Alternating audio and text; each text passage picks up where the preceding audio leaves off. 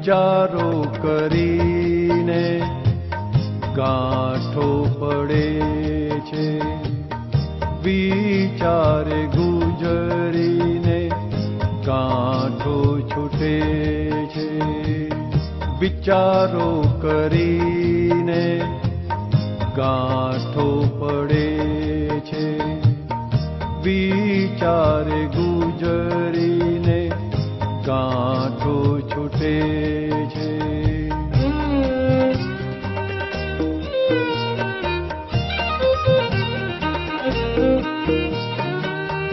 ખેતરની વાડમાં થોરિયા કંઈક ઉગે, વર્ષાને ઝાપટે ગાંઠ ઘણી ફૂટે.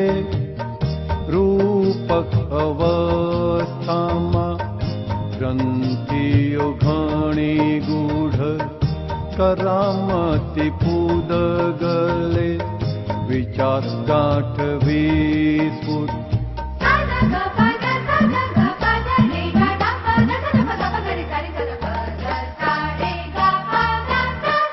ફૂટ્યો વિચાર દેખે મનનું ચિત્રપટ, ચિત્ત ચિત્ર જોઈ જગે મનને કુદાકુદ. પાંડવ પણ ત્યાં જ છે ને કૌરવ પણ ત્યાં જ છે, શતરંજના અશ્વનું મન કુરુક્ષેત્ર છે.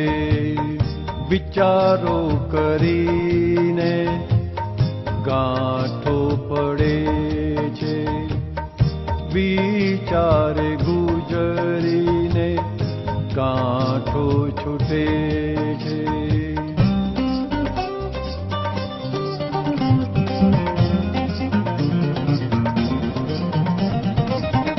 મન મોક્ષ આંતરે ચિત્ત ભટકતું બહાર, બુદ્ધિ નિર્ણય કરે અહમને આધાર.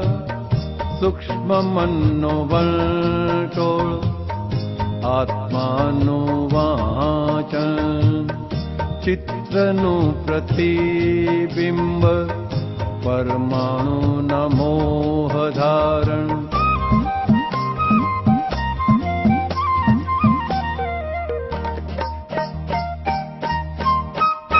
આવી કંઈક ગાંઠો કુદરતી વ્યવસ્થિત, મોહાંધ વ્યતિરેકે વિકલ્પીને અસીમિત. જીવાત્માની અજ્ઞતાએ ચિત્ત બુદ્ધિ અહંકારે મન પૂદગલમહી સંસાર ગૂંચાય છે. વિચારો કરીને ગાંઠો પડે છે, વિચારે ગુજરીને ગાંઠો છૂટે છે.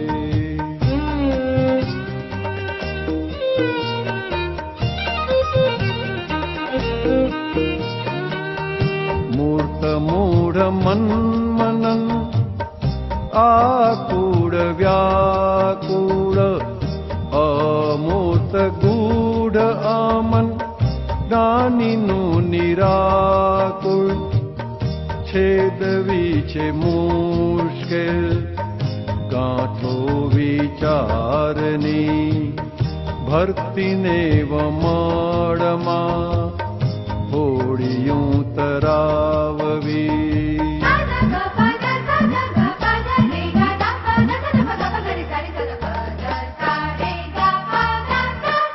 પ્રત્યેક અવસ્થા કુદરતી ગ્રંથતંત્ર, અનાસક્ત આત્મજ્ઞાની ગાંઠના છેદે છે દ્વંદ્વ.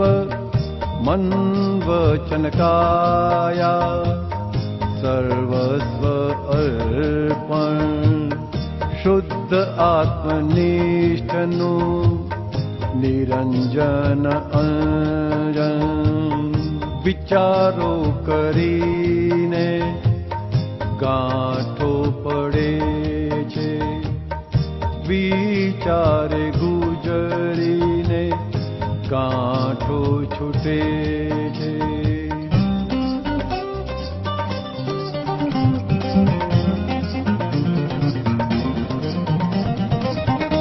ઉદગલમાં દ્વેષ નહીં, અવસ્થામાં રાગ નહીં, પમાડે જ શુદ્ધ હિત, ક્ષેત્ર પરમ મિત્ર અહીં.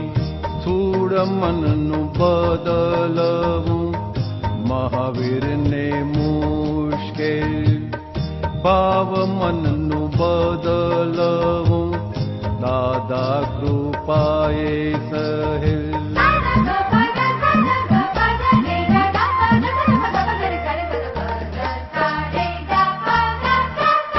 અમારી ક્ષણે ક્ષણ યજ્ઞની આહુતિ, મન વશભૂત વીણ અતિન્દ્રિય અનુભૂતિ. દાદાનું જ્ઞાન દાન, ગાંડીવનો રામબાણ, છેદેય ભય ગ્રંથ, શુદ્ધાત્મા નીરગ્રંથ, શુદ્ધાત્મા નીરગ્રંથ, શુદ્ધાત્મા નીરગ્રંથ.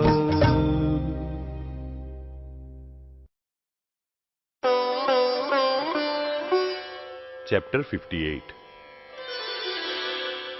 अंतःकरण की कार्य पद्धति भारत की पार्लियामेंट्री सिस्टम जैसी है.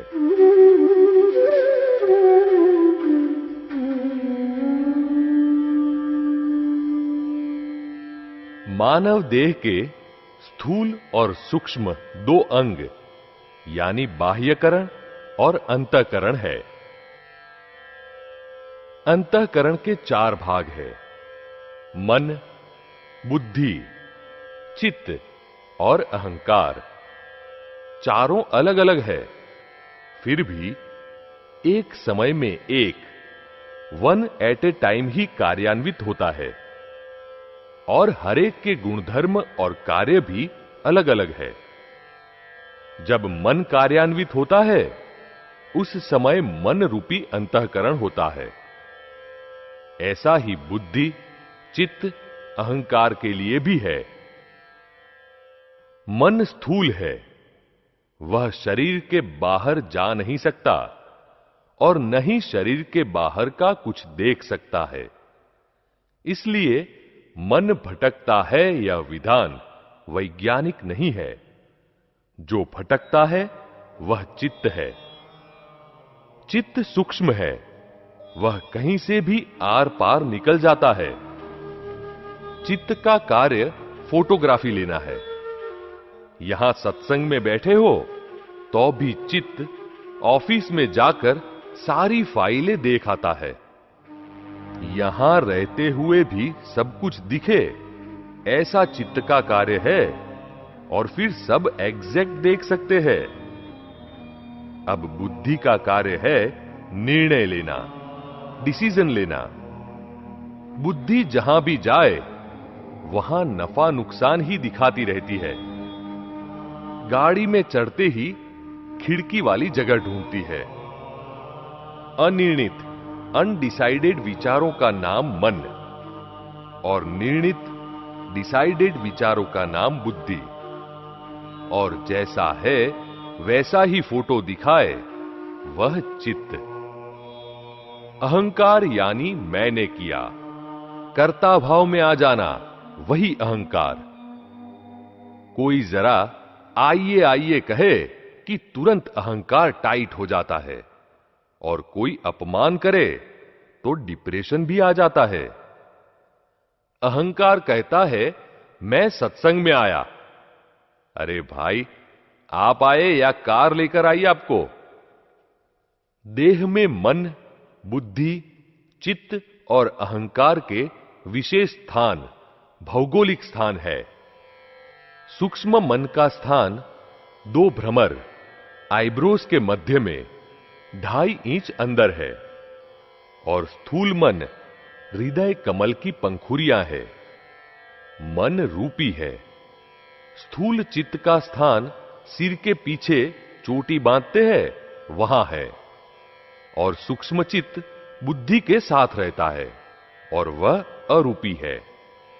बुद्धि का स्थान खोपड़ी के ऊपर के हिस्से में ब्रह्मरंध्र दशम स्थान में है और स्थूल अहंकार का स्थान पीछे कमर के नीचे के हिस्से में है।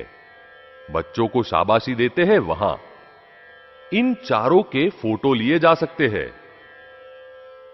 अंतःकरण की कार्य पद्धति भारत की पार्लियामेंट्री सिस्टम जैसी है।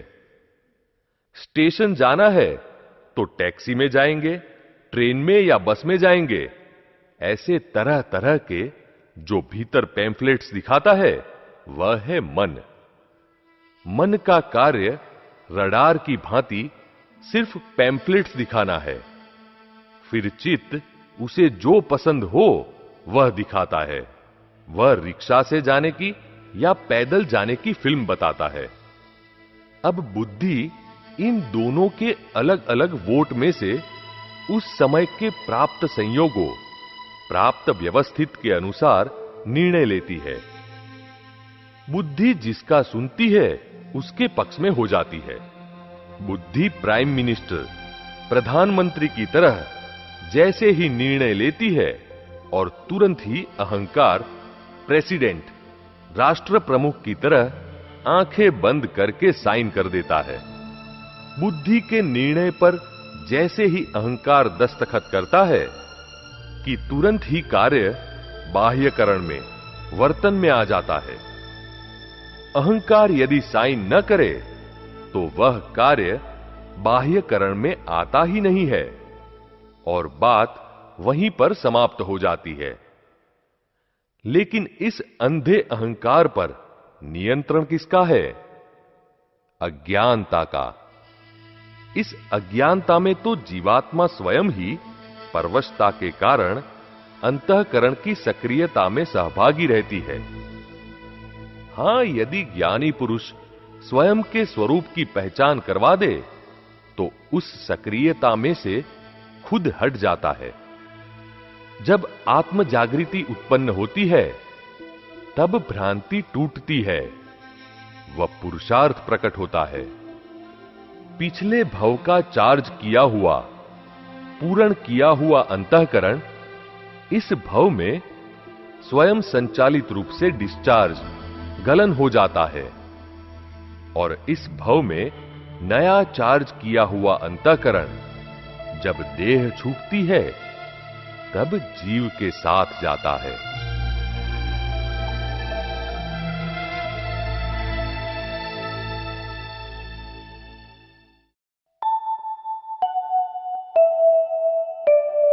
हाइलाइट्स।